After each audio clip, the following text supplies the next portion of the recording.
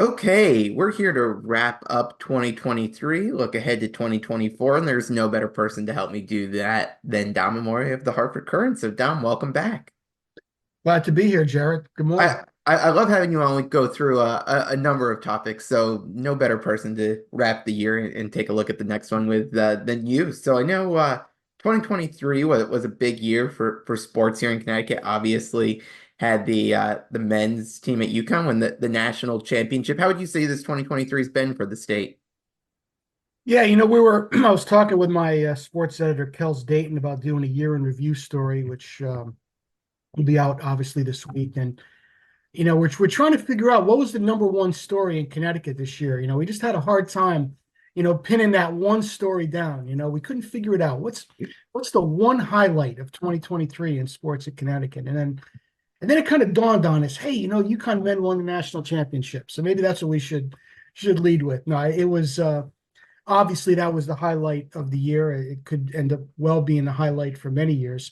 But that was just a sensational run, and it was great for the quality. Again, to me, sports in a place like this, it's about the quality of life that it creates. People will say, why should there be UConn football, or why should the city of Hartford spend money to build a stadium for minor league baseball?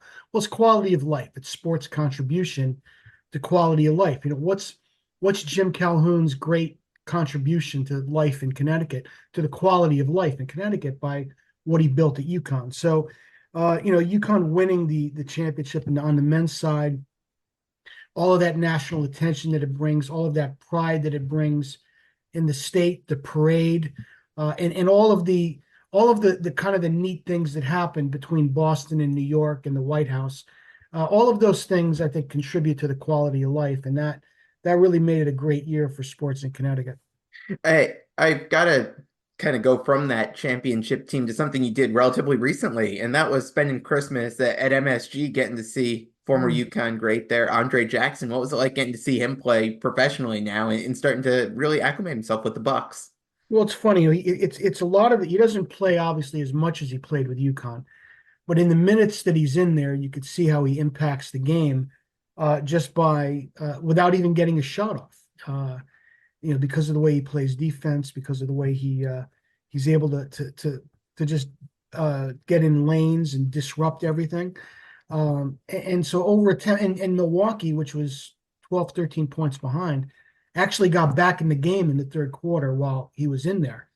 He had a rough assignment trying to guard Jalen Brunson, though. Brunson, I had forgotten how good he was Yeah. when he was at Villanova and they had that game at XL against UConn. They just Yeah. embarrassed him. He was the big part of that. But man, there was one point he just really schooled Andre and got around him and scored. But the next possession, Andre tipped the ball away and would have been a steal, but the ball bounced right back to another Milwaukee player, but Knicks player. But other than that, I thought that somebody had mentioned to me that he only scored 2 points, and I said that's true. But how many second round picks even make the roster, Yeah. let alone make the rotation and play 10, 12 minutes? I mean, they love him there, and I think he's going to be a big factor for them in years to come. Right now, he's in a great spot. He's on a veteran team that knows how to win, and he has great examples around him, people to show him, how to be a professional. So, a great situation all around for him. What do you think it says about this UConn program now under Dan Hurley that they're back to having guys like Andre in the pros, playing at that level compared to, kind of having a little bit of a spell where it wasn't turning out that way? Well, uh, the number I always cite is, they had 13 lottery picks in an 18-year stretch that ended with Drummond and Lamb in 2012. And then they didn't have a lottery pick for more than 10 years. So when you look at why UConn fell on hard times, well, that's the reason. They just didn't have the talent. They didn't have the firepower. I could remember one of the games in, I think, Kevin's last year or second to last year, where they were playing at the Garden, and I think it was Dick Vitale saying, this UConn team just doesn't have the firepower that you're used to seeing in that uniform. So, Dan, when he came in, I think he had his first hit with Book Night, and he had some misses in those first couple of years. I don't think he had the recruiting pull yet. So he had to kind of maybe reach for some guys, and he had some misses. He brought some guys in from Rhode Island who maybe were suited, maybe weren't, Brendan Adams. But now he's hitting. And that Andre Jackson, Sonogo Hawkins class, that was the one Yeah. that hit. And now I think he should be able to, it seems like he's built on that again, and he should be able to do that year over year and use the transfer portal to fill a short-term need here or there. And you don't want to live off the transfer portal unless you're trying to rebuild immediately like Rick Pitino's doing. But I think if he's going to get players, develop them. Samson Johnson, he waited his turn for 3 years, and now he's valuable. But I think that's what it says about the program is that it's back, and that's as sure a sign of it being back as they're winning the championship. Because when you're sending players to the NBA and having a lot of lottery picks, that means you've got the talent to win it all. As you look at what they've done so far, this first half of the season, what's impressed you the most about this team as they flip the page from last year's title run and that team to this team? Well, it's just impressed me, obviously, that they've lost the players that they've lost and been able to, I won't say not skip a beat, but they've been able to do what they've done, losing the players that they've lost. Obviously, Tristan Newton has gotten better. He's filling a bigger role, and he's gotten better.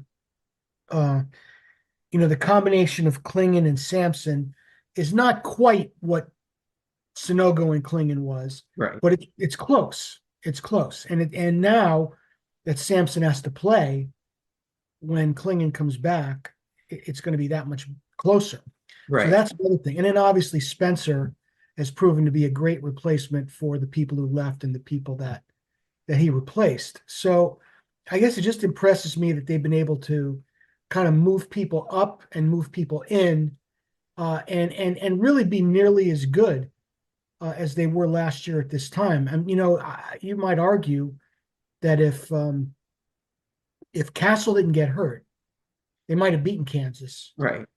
And if Klingon didn't get hurt in the middle of that game, They they come were up back and nine win to that one. 10, Yeah. maybe they win that. So they might be number one in the country. So, um, UConn fans will always find a reason to worry, but they're in pretty darn good shape. It's hard to repeat.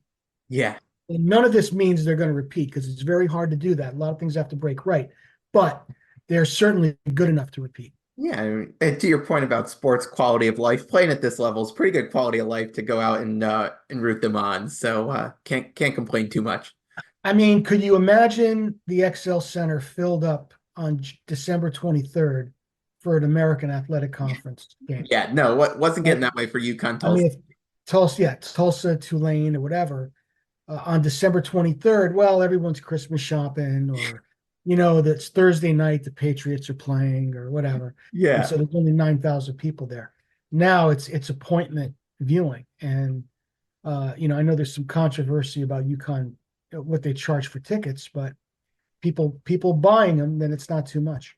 You've been to a lot of UConn games. How did you feel that crowd was on that Saturday night? Because I thought that was one of the better crowds I've seen at the XL Center. When that place gets packed and it gets loud, it gets loud. When it gets packed and gets loud, it's as loud as it can be. I mean, some of the games, my first year on the beat when they were in the original Big East, um, I think there was a game against Syracuse.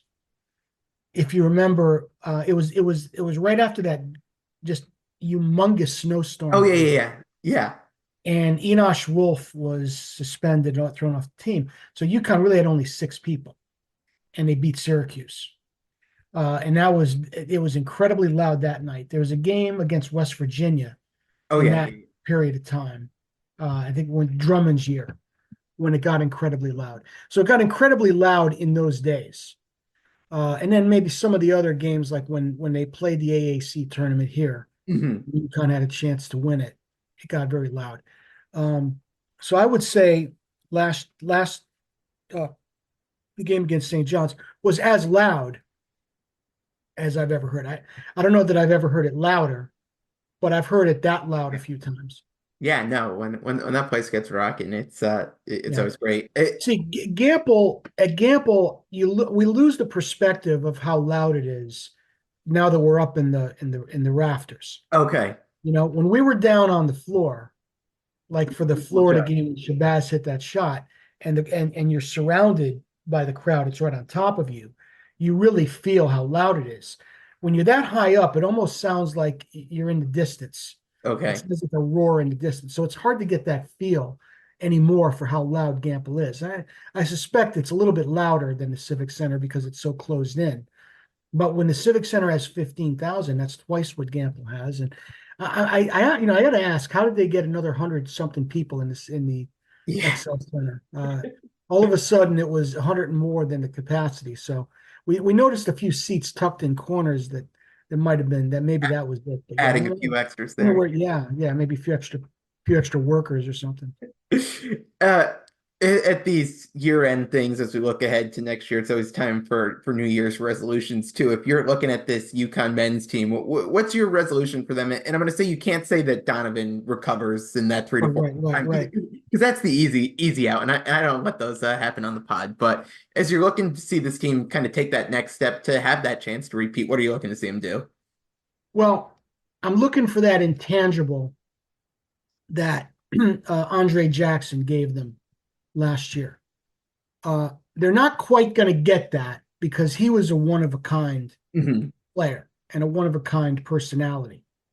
As we mentioned, he could look like the best player on the floor without getting a shot off. Right. But more than that, he had a certain force of personality that's hard to match.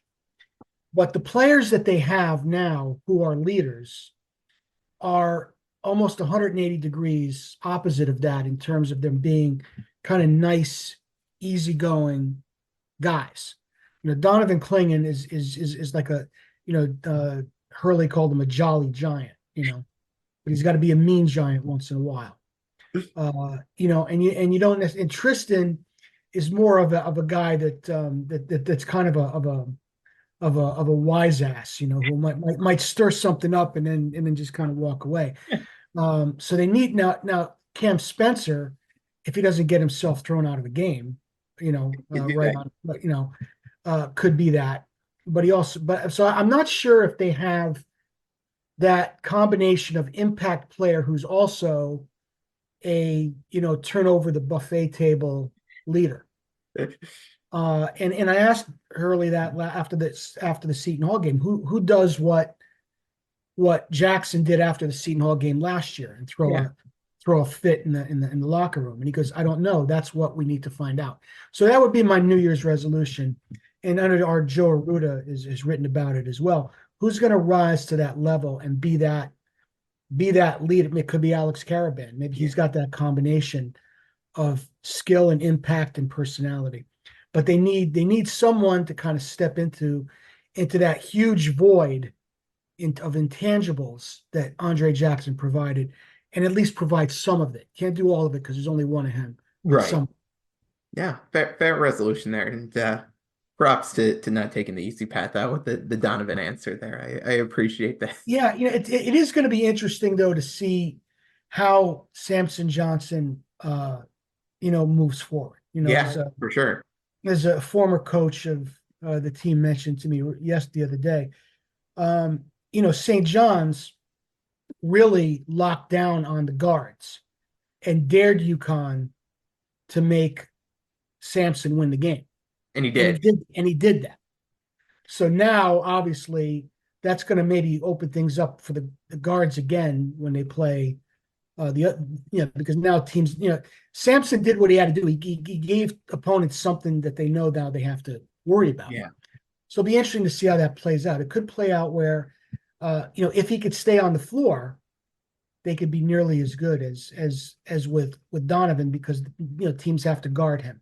Mhm. When Youssef goes in there, we'll see what that looks like too. I thought he looked half pretty good in Yeah, the for a short guy amount. who played all of Yeah, 6 7 minutes this yeah. year. So maybe he could give him a little more too. That'll be interesting. Yeah, no, and I mean for Samson kind of get thrown into the fire in that first start there at the center to have to go up against Joel Soriano, not an easy assignment by any means there. Not easy, and he held up very well. I mean, Yeah, you have to feel good about what you saw in that game on that front. But St. John's locking down the guards yeah. certainly disrupted their offense, Oh, for sure. much the way Seton Hall kind of bullied UConn's guards, and I think Rick, Pitino wanted to do the same thing, and succeeded to some degree. Yeah. But I think their guards stepped up to the challenge after that. Well, when you talk about bullying guards, then maybe this is just something as a fan you pay attention to a little bit more, and I'm sure Dan Hurley probably pays attention to it too. Is the difference in officiating between these Big East games versus non-conference games? Because it seems like the offense is a lot more free-flowing. Guys are moving better in these non-conference games, as evident by beating everyone by double digits when they play in the non-conference. But come Big East play, these games get mucked down. Guys are getting blocked up, and things seem to change a little bit. Yeah, it seems like Dan Hurley's noticed that a little bit. He's commented on that a few times. Yeah. There's no. I mean, it's funny how leagues develop an identity Yeah. and it lasts forever. I mean, I could remember going to Big East Media Day for the first time in 1983 and hearing Carnesecca and Massimino and those guys talk about how the Big East was like a physical war Yeah. and even though the roster of teams is different and the coaches are different and we're 2 or 3 generations removed, the Big East name has never lost that identity, that it's still that physical league where teams are allowed to be physical, and if you're going to be successful in the league, you've got to step up to that. And maybe it's hard to imagine after playing Kansas and Gonzaga and North Carolina and Texas and Indiana that UConn wasn't toughened up for the Big East. Maybe that first game was a little bit of a shock to them. But the thing that happened against St. John's, and it worked to UConn's benefit, I think, is that they started to change up. That they called it like a Big East game in the first half, and then in the second half they started calling fouls on every bump, which Pitino was unhappy. I mean, Pitino was in control, but he was unhappy about that. So it seemed like the refs kind of changed course in that game. And if they do that, then what's any coach supposed to do? Right. Yeah. So, I mean, what's important is that the refs call it consistently. If not, they're going to be different refs. So maybe it's not going to be consistent game to game, except with the same refs. But At I least mean, within the game. Yeah. you can't start, and you almost feel like they said, well, the foul discrepancy is big, so we better start calling a bunch of fouls on St. John's. So I don't know. 41 years, Jared, every game that I've ever covered has been the worst officiating somebody has ever seen. So, the officiating was a bit of a conversation after that game. As we wrap the UConn men's chat here, team of the Big East you think is going to challenge UConn the most this year? Who you taking? Well, I mean, obviously the safe bet is Marquette. Um, they were so good last year. They've got most of their firepower back. It looks like Mata has got Butler in Yeah, year that's gonna two be an interesting one under next week. Lennis. So that's going to be interesting. I know they've won a couple of big games. I'm not sold on Providence just yet. Um, but I guess I got to say, Marquette and Creighton, especially, with Klingen out for a while, Creighton is going to have an advantage when they play UConn. Yeah. So I would say that, yeah, it's going to be the usual suspects. Villanova might not quite be ready to reascend to the level it was, Hmm. but I would guess the usual suspects, Marquette and Creighton, All right. particularly because they're going to be so tough on the road. Yeah, agreed.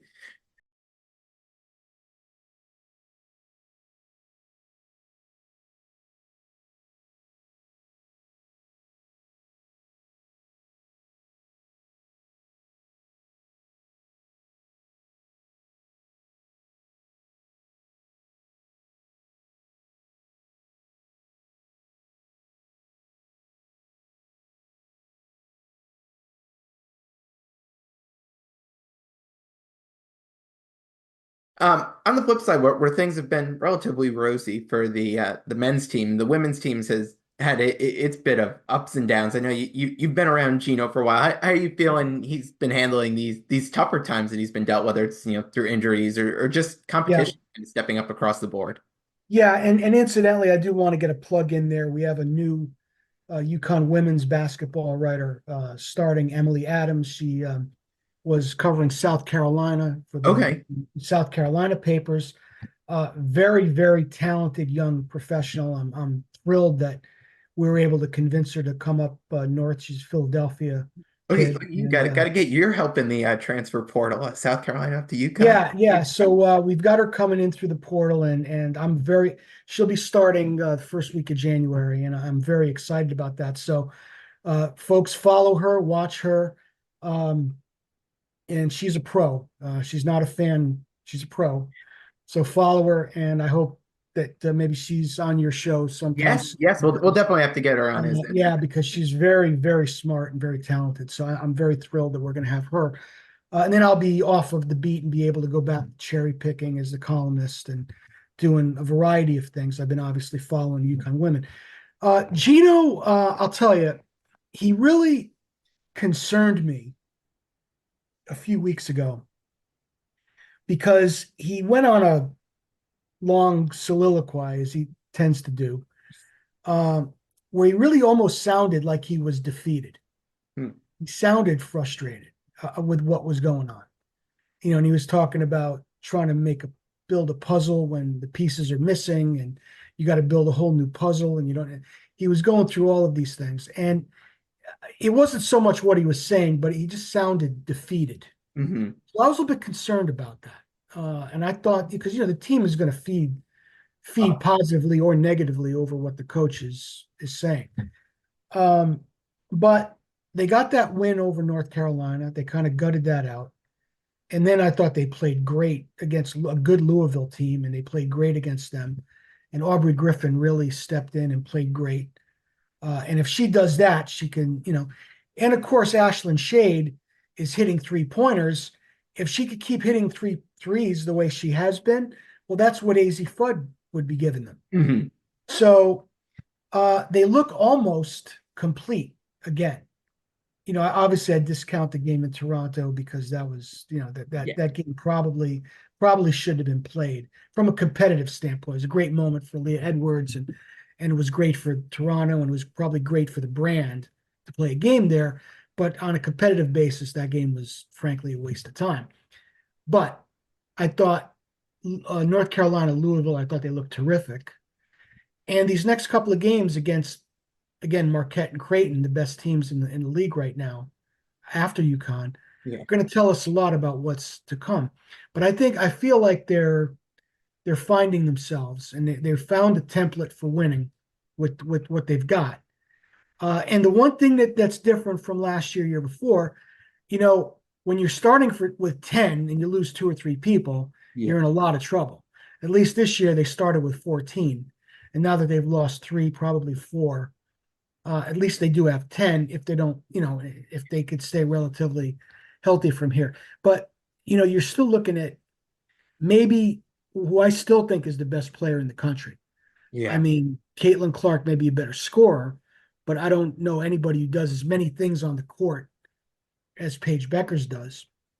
And you've got Aaliyah Edwards, probably two All Americans, and then you get some of the other players aren't too bad either. Nika Mule, so I think they're going to have a good season in the Big East, and we're not, and maybe what this program needs is an opportunity to actually sneak up on people in Yeah. March. Maybe they Yeah. need to be underrated in March and fight their way out of a 4 seed to win. So,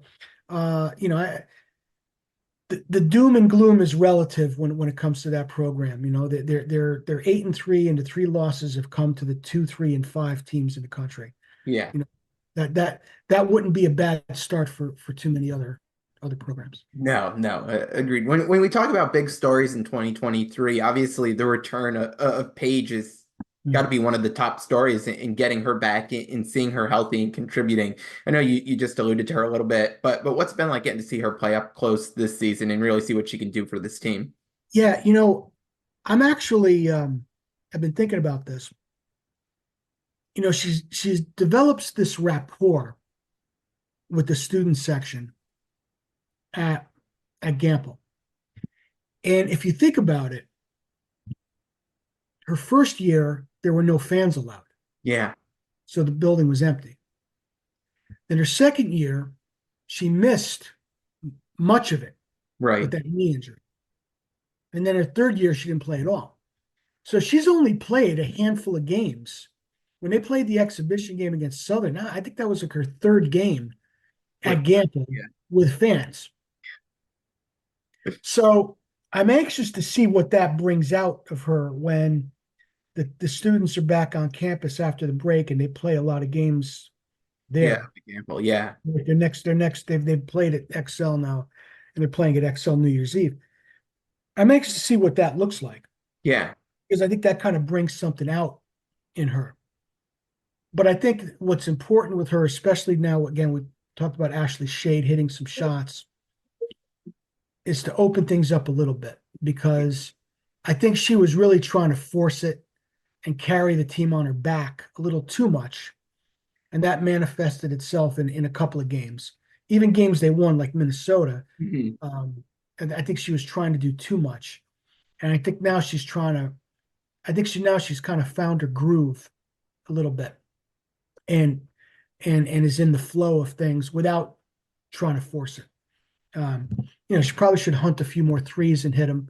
I think that would probably help things up. Then she would just, if she starts hitting threes and they have to go out there and guard her, yeah, she's going to blow by people. So, but obviously she does things that you don't see a lot of people do, and she's leading the team in blocks. I mean, she's really just an amazing impressive. Yeah, all around player.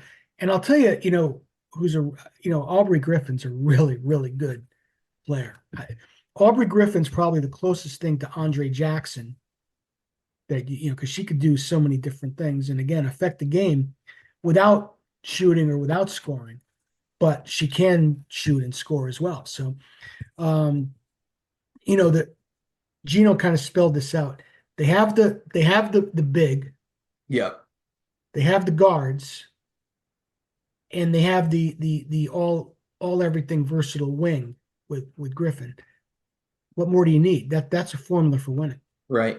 No, I think it's going to be a very interesting Big East and NCAA tournament for them. I want to flip now as we kind of wrap things up a little bit with you're one of my favorite guys to talk a little bit of baseball with Yankees end the year getting Soto, missing out on Yamamoto. Thoughts on them heading into the new year? Well, I don't know if you want to get to my Hall of Fame ballot. By the way, we could do that, but There. um, Okay. I want to wrap up with that. That this, I'll give it and get the heck off. Yeah. Um, well, you know, I still believe that neither the Yankees nor the Red Sox nor the Mets can fix their problems with one guy Yeah. getting a 10-year, $300 million contract. I think they all have too many of those. Yeah. Okay. I don't know how the Dodgers are doing it, signing all of these. When they signed Yamamoto, I thought, well, you know what? I hadn't been paying that close attention. I said, well, maybe the Yankees will get Glasnow. Oh yeah. Yeah. Glasgow. Sorry. And I looked, and the Dodgers already had Yeah. him. So I know when I was covering the Yankees, that was ruining baseball. By the Yeah. way, the Yankees Yeah. signing anybody that was ruining baseball. Dodgers sign everybody, and it's like, oh, look at the Bears. Super teams are like in now. But I digress. I think that the Yankees need to spread their money around to numerous players, and getting Soto was something that, even though it's going to be another big long contract, but he's young, so I could see that. I would like it better if they could find a way to get someone to take Stanton off their hands because that's Yeah. really tying them up. But I think they've gotten better. I think Verdugo, his ability to hit a lot of doubles and put the ball in play is going to help them as well. He could give them maybe some of what Benintendi gave them. I like that move as well. They've got a little bit more. They're a little bit more left-handed. Mhm. They're going to need LeMahieu to hold down third base and hit the way he hit in the Yeah. past. I mean, I don't know if he still has that in him. They're going to need Rizzo to make a full recovery and come back at first base. And with the concussion, as we see with UConn players, we Yeah. don't know what that's going to look like. They got to figure out catcher.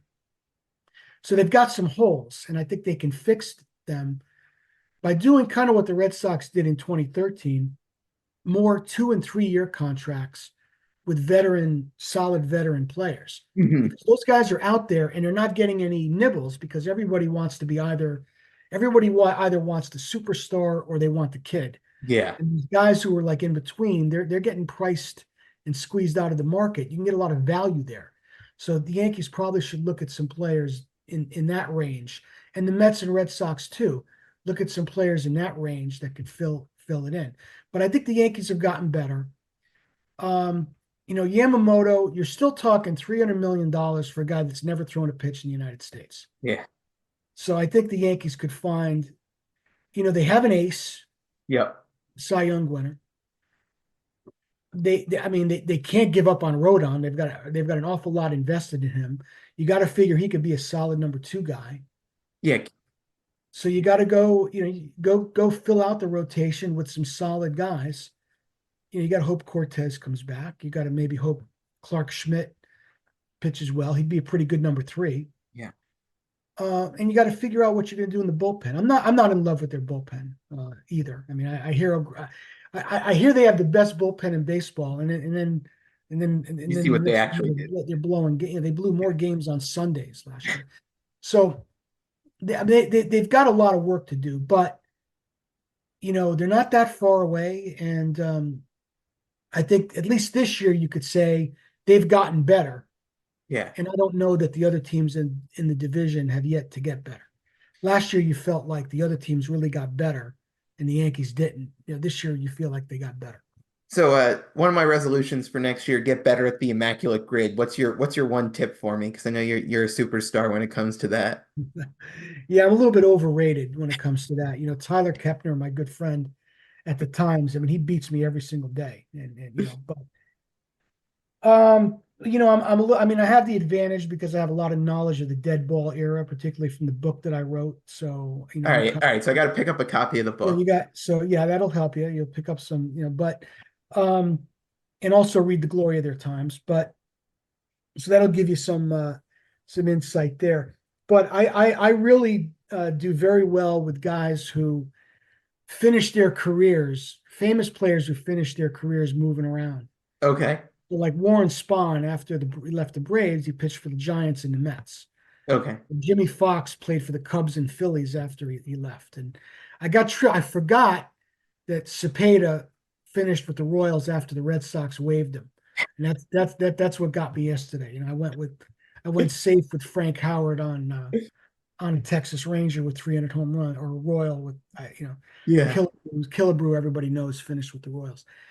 So those guys always score big, and you want to take advantage of the thing that I did not know and figured out from Tyler is that when they ask for like a 300 hitter or a sub 3 ERA, it doesn't go by enough innings to qualify for the ERA title or enough at Oh, bats to qualify.